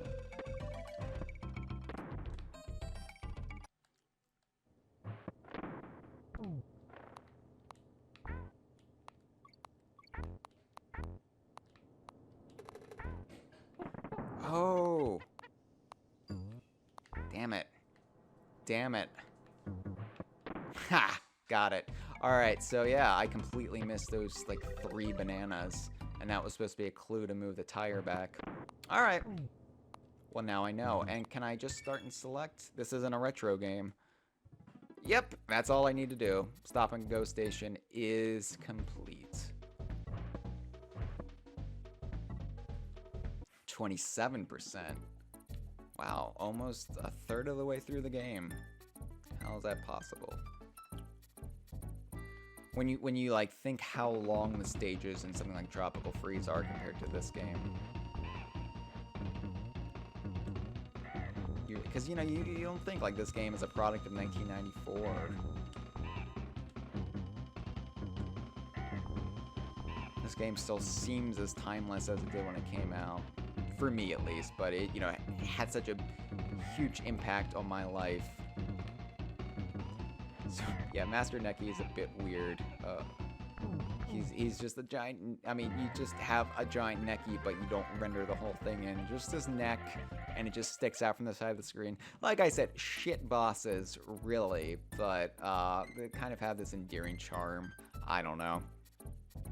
So you see the Gangplank Galleons a little bit closer. You can just now make out the detail on the Kremlin Jolly Roger, which is a thing in this game. It's most identified with Donkey Kong Country 2, but as a design, it existed in this game. I think it's reversed from how we normally see it, but you can start to make it out on the sails just a little bit. Vine Valley, and this is what I love about Donkey Kong Country and Donkey Kong Island as a fictional location. I say fictional through gritted teeth because I want to believe, but Donkey Kong Island is not just jungle. It's not just tropical jungle. You start to climb it, you start to increase elevation, and then boom, you're in a temperate forest. And that's great. I love that. Like, because this is nature that's more familiar with, I think, a lot of people. If they don't live, you know, near the equator, like this would be what we're familiar with. So I love that everybody gets a little piece of the nature that they know in this game and on Donkey Kong Island. Because it's important to experience exotic, far-off locales, assuming, you know, you don't live in the tropics, you don't live near a jungle, which, you know, some of you might. But I'm just speaking from my own experience. But it's fun to have that experience, but it's also fun, too, then to like, ground it in something you're familiar with. And then if you go out, you know, hiking like I do, then you can kind of feel like, oh, I'm in Vine Valley, or I'm in the Northern Hemisphere. Diddy throws his hat in the air like he's graduating from the bonus game. The celebrations are fun, but it's kind of like the Star Fox Adventures thing after a while, where, you know, every like minor collectible is Fox McCloud makes a big deal out of it, and you're like, chill the fuck out. Chill the fuck out. Why is this a big deal for you? Mini Neckies. I think this is the first appearance of Mini Neckies, and they would go on to play a more prominent role in Donkey Kong Country 2, where they would be the only Neckies in the game. Oh, these bonus stages where you have to hop on the claptraps and they vomit out bananas. Ah.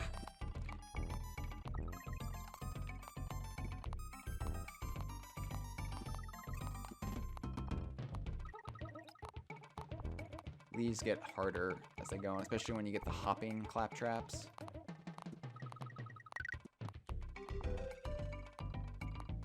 That one claptrap just moonwalk. Alright, there we go. Also, Diddy's winking, and that's really weird, especially because who is he winking? What is he winking at? Like, why is he like wink at the trees in front of me?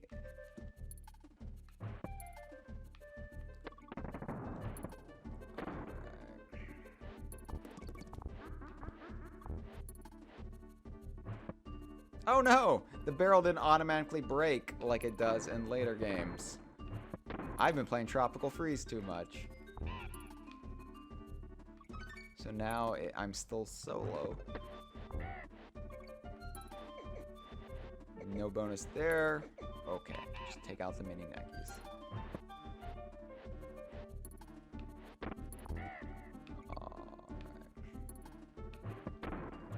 By the way, I can hear my neighbors outside right now, like they're having some sort of like Labor Day cookout or something, because fuck COVID, right? Like, let's just ignore the pandemic. That's the American way. But if I can hear them, I'm wondering if they can hear me, and if they have no idea what's going on in here. Why is he talking? What is a winky? Why does he keep talking about as a winky?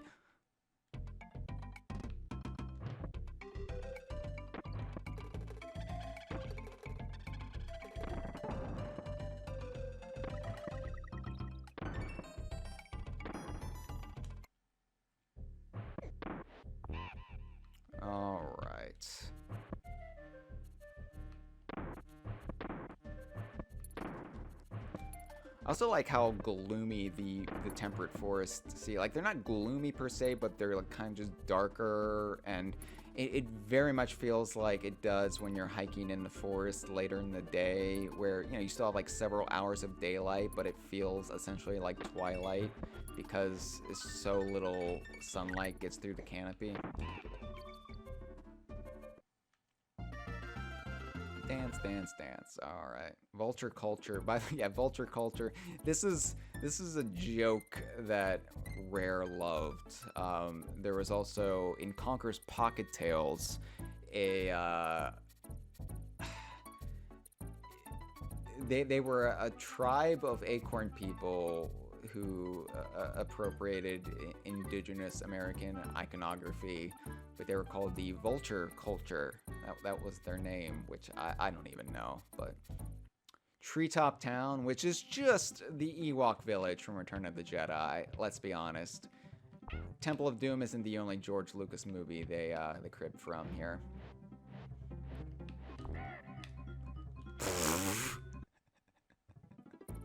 Alright, that was a wet fart. Let's try again.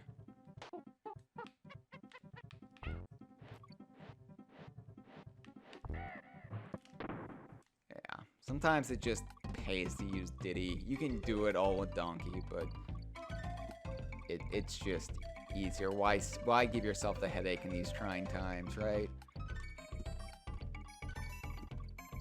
So there's this idea that the treetop villages are deserted, like this is where Kongs lived long ago, but they've abandoned it since. I think that might have been in the instruction manual or some of the literature, but that's incorrect. In-game evidence suggests otherwise because look, they're all lit up. This is clearly a thriving village community here. Kongs who don't like the jungle heat, who want to live in the nice temperate trees. And I love that mist in the background, that little fog. It's kind of a foggy forest, but the fog isn't that oppressive. So yeah, I maintain, and as a result, DK Vine maintains, that this is a populated treetop town. To this day, there are Kongs who live here.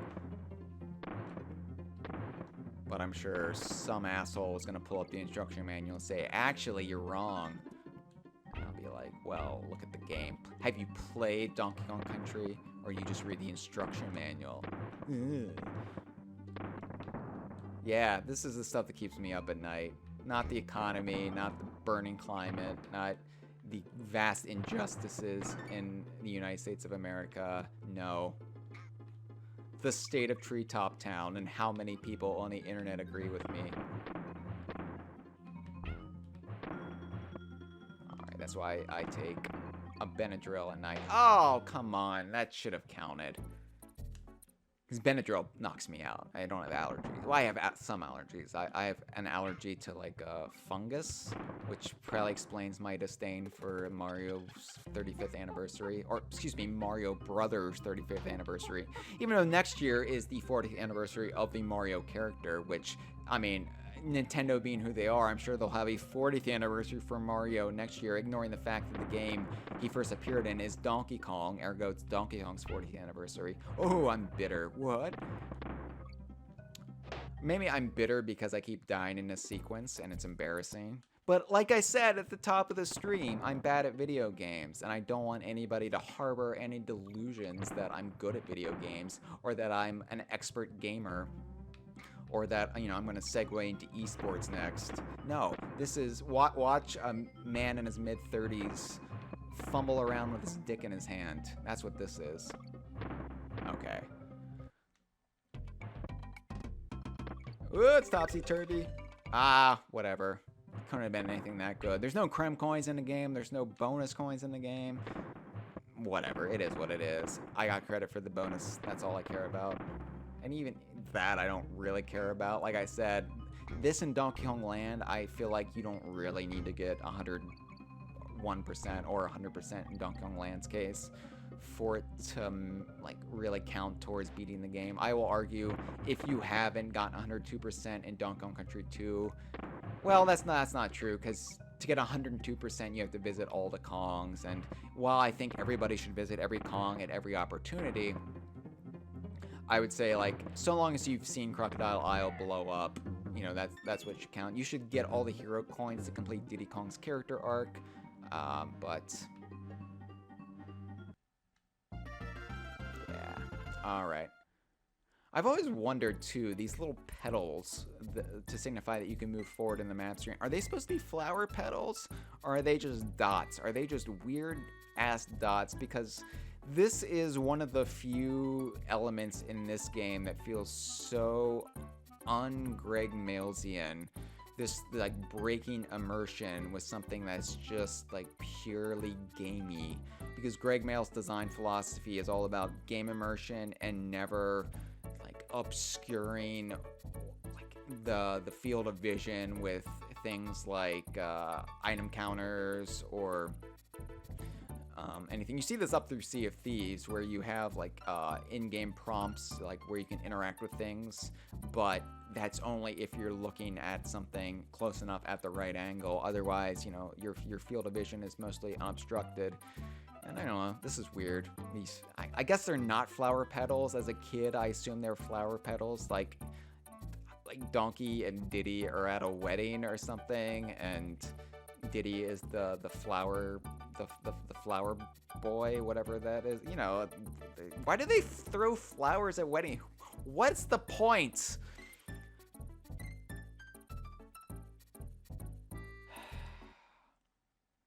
So I'm going to go back and I'm going to save the game from Candy because this, look, you want some good tips on how to play Donkey Kong Country. You want pro tips.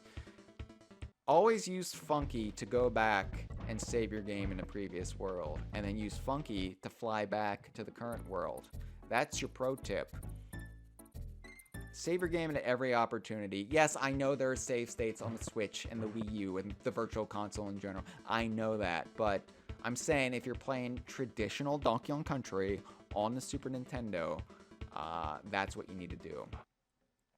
So, we'll have time for Forest Frenzy, and then we'll see where we're at, but I might have to call today's stream after this before we move on to the second screen of Vine Valley, and we'll pick that up next time. But, yeah, wow, this is even slower than I imagined it would be. DK Vine done slow.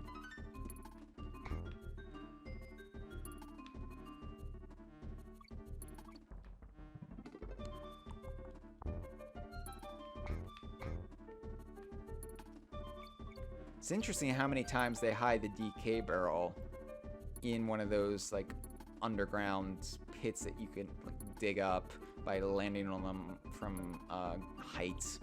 Because later on, like DK barrels would just be provided for you, like, oh, here you go. But here they, like, even in the third world of the first game, it's like we're gonna hide it underground, and you have to really earn getting that Kong.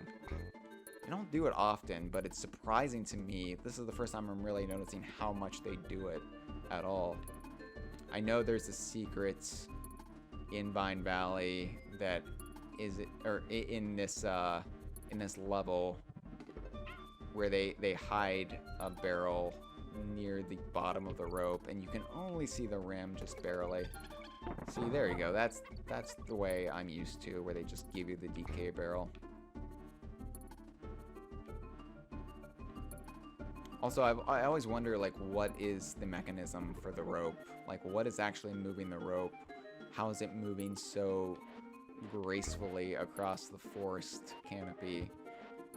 I guess the Kongs, like, built some sort of like, conveyor to, like, cross great distances. Like, I meant, like, this is a piece of Kong technology. This is infrastructure. And it's infrastructure week here on DK Vine. But they do it to, you know, because how would a Kong or anybody else visiting DK Island cross these great distances if they couldn't fly? So this is how they do it. I think that makes sense. We see in later games, like, there are, like, conveyor belts and other pieces of infrastructure. So, you know, there's precedent for it, at least in the sequels. Come on, where is that? I know I didn't miss it. I know I didn't miss it. There it is. Ah! Oh! I fell too far. But you see, did you see that barrel? Did you see that barrel rim? The game does that. The game, like, there's no bananas there to say, hey, there's a barrel here. It's just like, oh, did you see that brown on brown? Oh, you didn't? Oh, sucks to be you. This game is mean. This game takes no prisoners with its bonus area placement sometimes. And that's something they did rectify in DKC 2, where DKC 2 is so much better designed than this game. Although this game does have its merits over DKC 2. This game is a little bit more kinetic, like frenetic when it comes to like the gameplay. Oh, come on.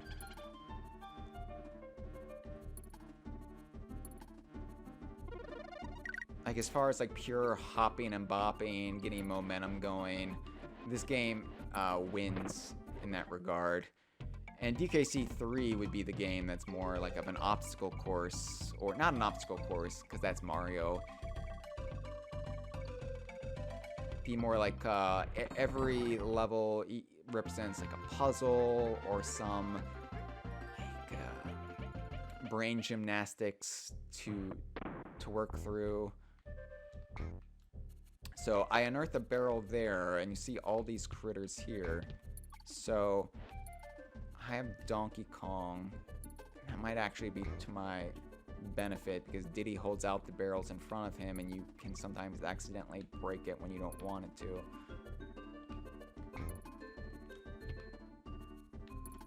I love these arrow signs too because you always know when the level's winding down when you see it. And I know Payon brought those back, but yeah, they don't really become a thing in the Donkey Kong Country series after this. Ah! This is fun. Oh, there's an unguard token. Yay.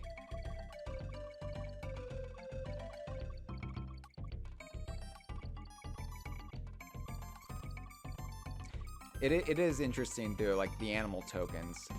How much of this game is... Why am I'm not collecting those bananas? Why am I... Okay, there we go. Like they knew, right? Like the animal tokens weren't that fun. And so they knew to get rid of them in a sequel. But just that level of trial and error in a year's time. Like, oh, we're going to get rid of the animal tokens. We're going to replace them. We're going to have hero coins as kind of this ultra collectible. Yeah, they just fine-tune this so much. So I will play Temple Tempest. Fuck it. We're gonna play Temple Tempest and then we're gonna call it for today. So this is I'll speak to it really when I'm done with this level, but you notice if you paid attention to the map screen just now, we are on a separate island. And this is still Donkey Kong Island, but this is the first instance of offshore islet to Donkey Kong Island, which would be where the most of Donkey Kong Land would take place. And of course, DK64 would really run with that concept. Temple Tempest, of course, is where the millstones chase you, which is really fun. This is actually more terrifying to me than Stop and Go Station. Because I don't know if I don't really have any fear of being like crushed or flattened. But I mean that would hurt, right? Actually, I think that would feel good on my back to get run over by Naughty. Because I don't like I've had a weird back ever since high school, and I had to carry like large amounts of books on my backpack, and the school would give you no time to go to your locker, or else they would write you up because, you know, we're mini fascist here in Spotswood High School. But so you never got to go to your locker, so you had to carry all your books for all day long, all those big heavy textbooks in your book bag, and it screwed up my back to the point where I really wanted to get run over by a giant millstone powered by a beaver. Hope my neighbors heard that. I want them to be asking questions about me. Yeah, these Kremlin statues are great. See, there's a arrow made of bananas. Later games would really make use of those. This game really doesn't. Except, oh come on, he was gonna vomit out something good for me. I haven't had breakfast yet. I'm hungry. Yeah, these Kremlin statues in the Kremlin temples, though, really do spur the imagination. Like, wait, did the Kremlins have a civilization on Donkey Kong Island before the Kongs? And the answer to that is yes, they did. Yes, the Kremlins used to have this island as part of their empire, their great Kremlantis empire. And they lost that when the Kongs drove them out, which created the hostility that carries forward to this day, that K. Rool was intent on reviving. Like, this used to be Kremlin territory, and we're gonna, whatever, we're gonna build factories on it, and we're going to take the banana horde. That's mine.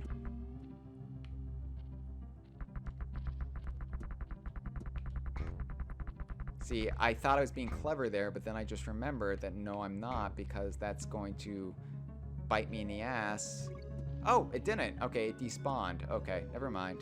Never mind. Sometimes if you jump... Oh, I didn't get bonuses. All right, I have to go back. That's all right. We're gonna do it. I'm gonna do it. So anyway, yeah, the millstones, sometimes if you think you outsmart them, then you're like, oh, I have no way to get... Oh, that's not a bonus. That's just a fucking rhino. Rhino token. It's also interesting to me with these animal mini games is how much they give away, right? Like the snowy Gorilla Glacier background here. You see it well before you're in Gorilla Glacier. Like you could see this theoretically like early on, even before where I'm in the game, and it's like way to spoil that whole magical archetype before you even get to the levels. I'm not gonna make it in time. It's alright. Rambi is... I like it better than Ingard's bonus game, but it's still not much fun. He's plotting, especially on the snow. Alright, so what did I miss? What did I miss? That. Oh my god. I should have known. I'll tell you why. Because, yeah, there's Espresso. And this is the first time we've got Espresso in a level. Hi, Espresso. But I should have known because I remember how annoying Espresso was. Ah, see? What? If they replaced Espresso with anyone, I guess it would arguably be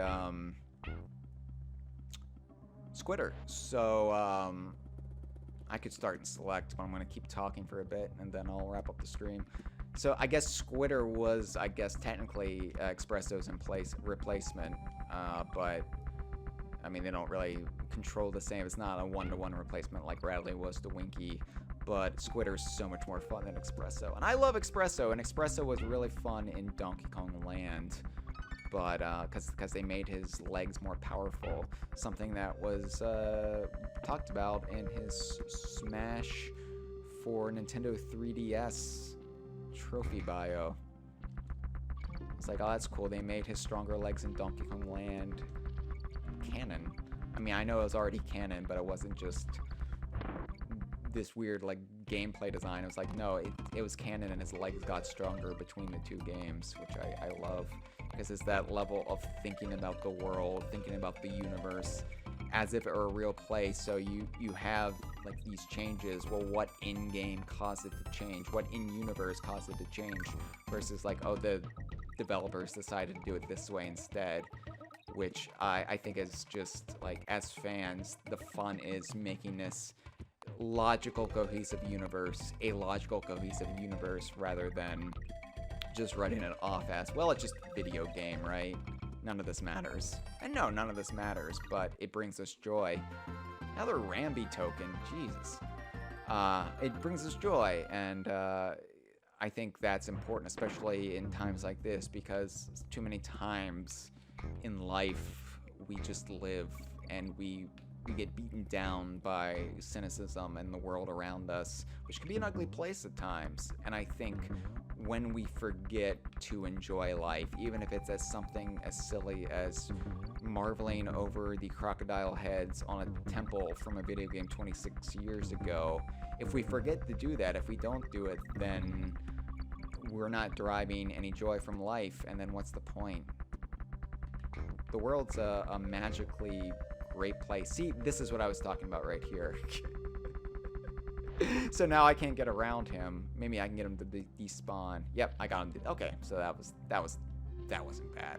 But no, the world can be a fun place if we look for the fun, and I'm choosing to look for the fun in the doldrums of 2020 in a video game that I first rented from Blockbuster Video in November 1994, and it changed my life forever, and here I am today. Alright, well that's Temple Tempest, and we are on Yutan Islands, arguably home of Lanky Kong, arguably. Let me save a candy really quick. Can I help you, monkey? Save your game. That's weird that she's referring to her boyfriend, the famous gorilla, as a monkey. Is that a sexual thing? I don't even know. I'm so tired. We will pick up next time with Orangutan Gang, one of the more infamous levels in Donkey Kong Country. Infamous for the amount of bonus areas hiding in it and how they're like practically on top of each other. So if you thought it was fun watching me fumble around in the dark with my dick in my hand in Stop and Go Station, well, you haven't seen anything yet. Wait till we get to Orangutan Gang. And I want to thank everyone who watched today. Thank you. I see Cameron, of course, Gibbon, my good friend Gibbon. Of course, Cameron, you're my good friend too. I don't know why I signaled out Gibbon there. Electro44 Electro44 asks, what's my favorite world in the game? You know, that's interesting because I love them all. Chimp Caverns, slightly less. I think, like, my favorite world isn't even about this game and the levels in. My favorite world is the Congo Jungle because the Congo Jungle means so much to the lore of Donkey Kong. But I wouldn't say that's arguably my favorite world. That might be Gorilla Glacier. So, like, yeah, I always have to, like, analyze this from a couple different perspectives. My favorite world is Gorilla Glacier. If I'm just, like, playing, it's like, oh, a challenge and marveling at the design of Gorilla Glacier. But I think, yeah, my favorite world as in, like, where would I want to live? Well, I would want to live in Vine Valley, but Congo Jungle I would want to, I guess, visit. So, of course, I have to make just the answer so complicated.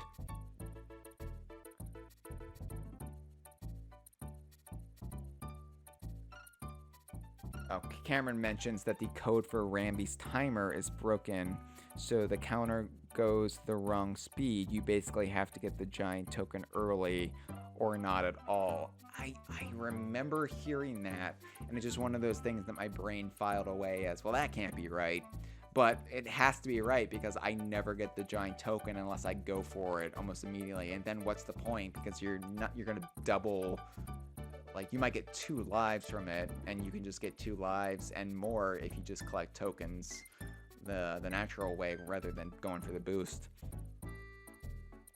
Anyway, thank you everyone who tuned in. We will be back next time, I think next week, next Saturday. Stay tuned. DK Vine, Twitter, Facebook, Patreon, the forum, however you digest DK Vine. I will announce when the next edition of DK Vine Done Slow, where we'll pick up with Orangutan Gang. Until then, take life slow. Is that my catchphrase? Is that what I'm going to say at the end of every stream? I guess it is. Take life slow, everyone.